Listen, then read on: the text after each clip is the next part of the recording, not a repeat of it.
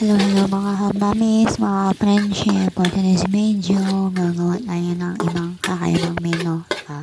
Nasabi ko kaibang menu kasi yung tira ng spaghetti sauce at saka yung noodles, gagawin natin sopas for today. So, kanina sasakita nyo, ginisa ko yung bawang at saka sibuyas. After that, ilagay ko na yung tirang sauce ng spaghetti. So, yan na yung itsura niya ngayon habang hinahalo kay Obe. Hinahalo-halo ko pala. Dadagdagan ko na siya ng tubig. Kasi nga, diba, sopas yung gagawin. So, kailangan siya ng maraming tubig.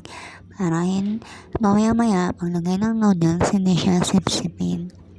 At saka, pag kumulo na yan, so yan, kumulo na nga, i-add ko lang ulit yung all-purpose cream na Nestle at saka ibab na gatas na para lumasa ang ating sopas.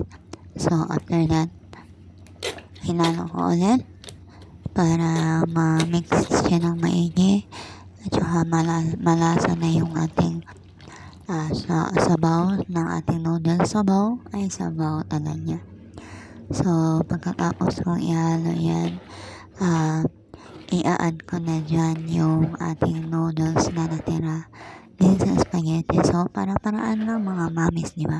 Instead na masayang, recycle lang natin ulit at gumawa ng panibagong recipe para makain ulit ng pamilya. So, happy lang. Thank you for watching. That's all for today's video. Keep supporting me. Bye-bye.